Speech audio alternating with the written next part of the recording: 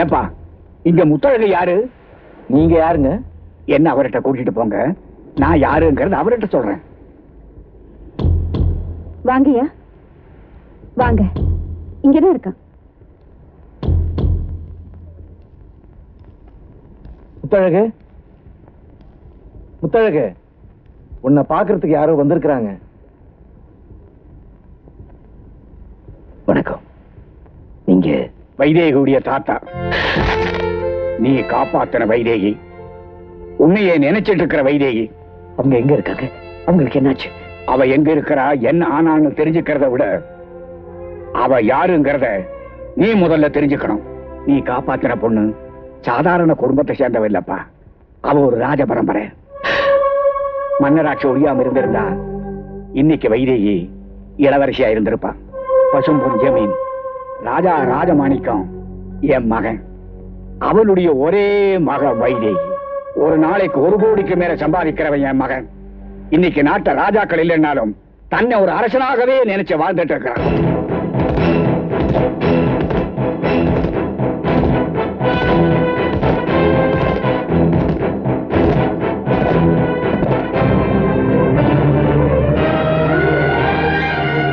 ஏழைங்க தன் வீட்டு வாசப்படியை கூட மிதிக்க கூடாதுன்னு நினைக்கிறவன் என் மகன் ராஜா ராஜமாணிக்கம்.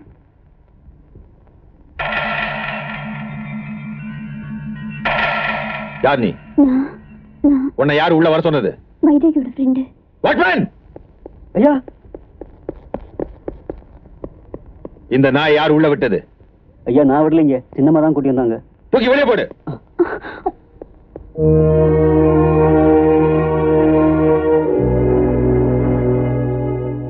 அரசாங்கத்துல பணம் வாங்கிக்கிட்டு ஸ்காலர்ஷிப்ல படிக்கிற பொண்ணுங்கள்லாம் பணக்காரங்கள் ஆயிடுவாங்களா? இவங்களையெல்லாம் உள்ள கூட்டிட்டு வந்து அவங்களெல்லாம் சுட்டு தள்ளிடுவேன். உன்னை சுத்தி பணக்காரங்களும் கோடீஸ்வரங்க மட்டும்தான் இருக்கணும். அதுதான் உன் அப்பாவுக்கும் பிடிக்கும். அண்டர்ஸ்டாண்ட்?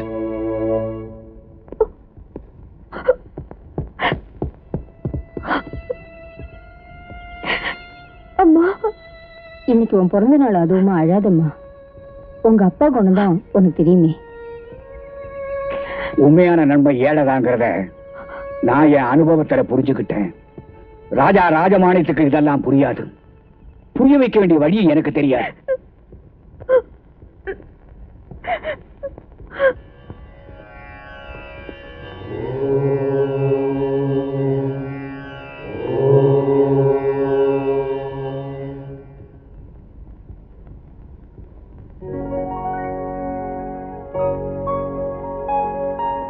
Hello, Rajamanikam.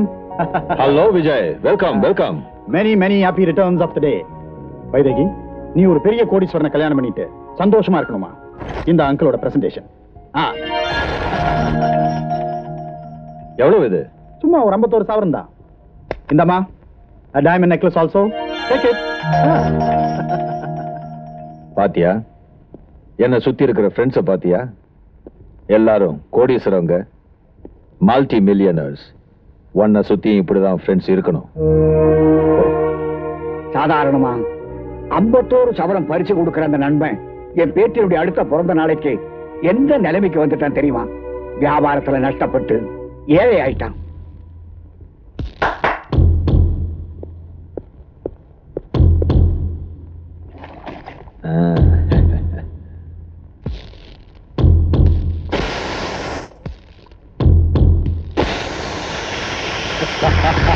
ஹலோ ராஜா ராஜமாணிக்கா, வணக்கம். ஹலோ ஃப்ரெண்ட், எப்படி இருக்க? உனக்கு என்ன Vaidehi? many happy returns of the day. 19th birthday. போன வருஷம் இந்த அங்கிள் உனக்கு வைர நெக்லஸ் பிரசன்ட் பண்ணேன். இந்த வருஷம் என்கிட்ட ஒண்ணு இல்லம்மா. எனக்கு வியாபாரத்துல நஷ்டம் ஏற்பட்டிருந்தாலும் உங்களை எல்லாம் பாக்குறப்போ எனக்கு அதெல்லாம் மறந்து போகுது. போன வருஷம் எவ்வளவு சந்தோஷமா இருந்துட்டு போனனோ அதே மாதிரி இந்த வருஷம் உங்களோட சந்தோஷமா இருந்துட்டு போலாங்கிறதுக்காக தான் நீ கூப்பிடாத இந்த பர்த்டே பார்ட்டிக்கு நானாவே வந்திருக்கேன். குடுப்பா. Just a minute. Mister Vijayaraghavan, இந்த பாட்டிலோட விலை என்ன தெரியுமா? 5000 ரூபாய். இதையே நீ 5 ஸ்டார் ஹோட்டல்ல பெக்கா குடிச்சினா 500 ரூபாய். காசு கொடுத்து லோக்கல் சரக்கையே வாங்கி குடிக்க வசதி இல்லாத நீ ஓசியில ஃபாரின் சரக்கு குடிக்க வந்திருக்கன்ற உண்மையை சொல்லு. அதை விட்டுட்டு உங்க எல்லாரையும் பார்க்கறதுக்கு எனக்கு சந்தோஷமா இருக்கு, உன் பொண்ணோட பிறந்த நாளைக்கு மறக்காம வந்திருக்கேன், 25 வருஷத்தோட நட்ப பிரிய முடியாம தவிக்கிறன்ற சென்டிமெண்ட் எல்லாம் இங்க பேசாத. என் பேரை சொல்லி கூப்பிட உனக்கு எந்த தகுதியும் கிடையாது. வியாபாரத்துல தோத்தவன், வாழ்க்கையில விழுந்தவெல்லாம் என் கூட நட்பு வச்சுக்க கூடாது. ராஜமாணிக்கம், 100 பேரை கொல்றதும் ஒரு நல்ல மனுஷனுடைய மனசை நோகடிக்கிறதும் ஒண்ணுதான்ப்பா. ராஜமாணிக்கம், உன் வியாபாரத்துல நஷ்டமே வராதுன்னு நினைக்காத. எப்பவுமே நீ ஜெயிச்சிட்டு இருப்பேன்னு எதிர்பார்க்காத. அப்படி நான் தோத்துட்டா தற்கொலை பண்ணிப்பேன், போலித்தனமா வாழ மாட்டேன். நான் பிறக்கும் போதும் கோடீஸ்வரன், சாகும் போதும் கோடீஸ்வரன் தான். வாழ்க்கையில தோத்தவங்க எல்லாம் தற்கொலை பண்ணிக்க ஆரம்பிச்சா 175 பேர் உயிரோடு இருக்க மாட்டானுங்க. வெற்றியும் தோல்வியும் ஒரு மனுஷனுக்கு நிரந்தரம் இல்ல. நிச்சயமா நான் ஜெயிப்பேன். மறுபடியும் உன்னை வந்து நான் சந்திப்பேன்.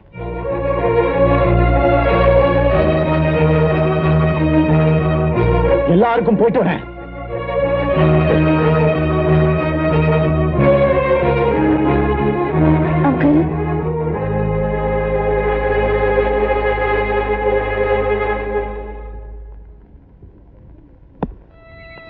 என் பிறந்த நாளுக்கு போன வருஷம் நீங்க கொடுத்த பரிசு, இதை வச்சுக்கிட்டு உங்க வியாபாரத்தை தொடங்குங்க. இதை நான் வாங்கினேன்னா நீ என்ன மறந்துடுவேமா? இதை வச்சுக்கிட்டு நீ என்ன ஞாபகம் வச்சுக்க. நிச்சயமான ஒரு பெரிய ஆளா வருவேன். உன் கல்யாணத்துல ஒரு கோடீஸ்வரனா தான் கலந்துக்குவேன்.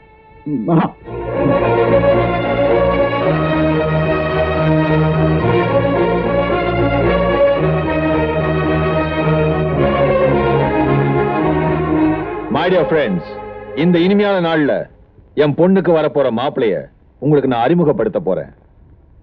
My friend, ராஜா செந்தில்நாதனோட ஒரே மகன்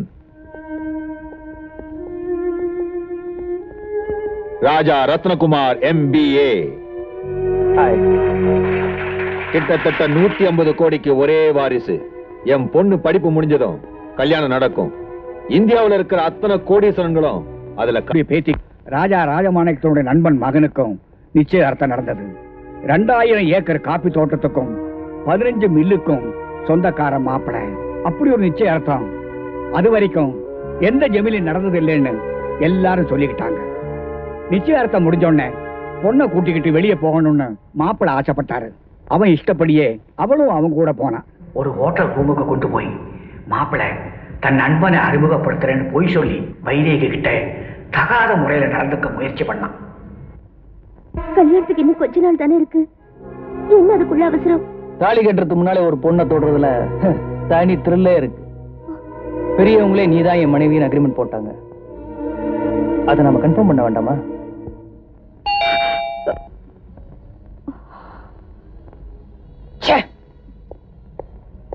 இடியட். Excuse me sir. இல்லையா கூப்பிட்டீங்களா? இல்லையா? ஷிட். நிச்சயதார்த்தத்துக்கு முன்னாடியா அவன் உங்ககிட்ட இப்படி நடந்துக்கிறதுக்கு முயற்சி பண்ணா? இல்லையே. கழுத்துல தாலி கட்டுறதுக்கு முன்னாடி ஒரு பொண்ணை கட்டி பிடிக்கிறவன் கல்யாணத்துக்கு பிறகு இன்னொரு பொண்ணையும் கட்டி பிடிப்பான். அப்பா, நான் செலக்ட் பண்ண மாப்பிள்ள ஒரு கோடீஸ்வரன், கொஞ்சம் ஜாலியா வளர்ந்துருப்பான். கல்யாணத்துக்கு அப்புறம் எல்லாம் சரியாயிடுவான். ஒழுக்கமான பையனா பார்த்துதான் தன் பொண்ணுக்கு கட்டி வைக்கணுமே தவிர கல்யாணத்துக்கு பிறகு திருந்திடுவாங்கிற நம்பிக்கை எல்லாம் வச்சுக்க கூடாதுப்பா. 4 இடத்துல விசாரிச்சு ஏன் மாப்பிள்ள பாக்குறாங்க? அவன் நல்லவனா கெட்டவனான்னு தெரிஞ்சுக்குதான். 4 இடத்துல விசாரிக்க அவ ஒண்ணும் குடிகாரனும் இல்ல, சூதாடியும் இல்ல. ராஜமாணிக்கம், அப்பா, அவளுக்கு பிடிச்சிருக்கோ இல்லையோ, அவனை எனக்கு பிடிச்சிருக்கு. அவன் தான் என் மாப்பிள்ள.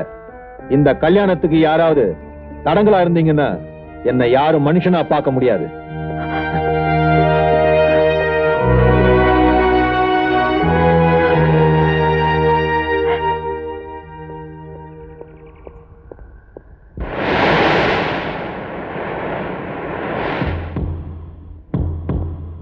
இங்க என் வீட்டு வாசப்படியை கூட மிதிக்க கூடாது. நீங்க பள்ளத்துல விழுந்தவனை கை கொடுத்து மேல தூக்கி விட நினைக்கலாம், ஆனா அவன் உங்களையும் பள்ளத்துக்கு இழுத்துருவான்றத மறந்துடாதீங்க. தாலி கட்டுறதுக்கு முன்னாலே ஒரு பொண்ணை தொடுறதுல தனி த்ரில்லே இருக்கு. கழுத்துல தாலி கட்டுறதுக்கு முன்னாடி ஒரு பொண்ணை கட்டி பிடிக்கிறவன் கல்யாணத்துக்கு பிறகு இன்னொரு பொண்ணையும் கட்டி பிடிப்பான். அவளுக்கு பிடிச்சிருக்கோ இல்லையோ, அவனை எனக்கு பிடிச்சிருக்கு. அவன் தான் என் மாப்பிள்ள.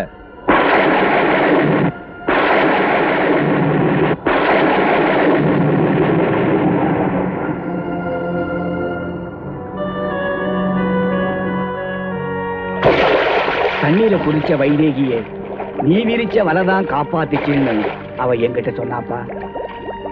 வைதேகியுடைய பணமாவது எங்க கைக்கு வரணும்னு இந்த நாடு பூரா தேடிட்டு இருந்த எங்களுக்கு அவ இந்த குப்பத்துல உயிரோடு இருக்கிறாங்கிற செய்தி ரொம்ப ரொம்ப சந்தோஷத்தை கொடுத்தது. அவ கிடைச்ச உடனே மறுபடியும் அதே மாப்பிள்ளைக்கு கட்டி கொடுக்கறதா என் மகன் முடிவு பண்ணி இருக்கிறான். தகப்பனுக்கு தெரிஞ்சா எங்க உன் உயிருக்கு ஆபத்து ஏற்பட்டுடுமோன்னு அந்த கோடீஸ்வர பொண்ணு தன் குப்பத்து காதல் கதையை என்கிட்ட மட்டும்தான் சொன்னான். ஓட்டைக்குள்ள இருந்தாலும் தன்னை தூக்கிட்டு போடுவாரு முத்தழகன்னு அவ உனக்காக நம்பிக்கையோட காத்துட்டு இருக்கிறான். ஏழைங்களுடைய காத்தையை தன் மேல படக்கூடாதுன்னு நினைக்கிற ராஜா ராஜமாணிக்கத்துடைய மாப்பிள்ள ஒரு கட்டு மரக்காரன். நீ என்ன செய்ய போற, உங்க கல்யாணம் எப்படி நடக்க போகுதுங்கிறது எங்களுக்கு தெரியாது. ஆனா நாளை காலையில 10 மணிக்குள்ள நீ வைதேகிய பார்க்கல, அவ தற்கொலை.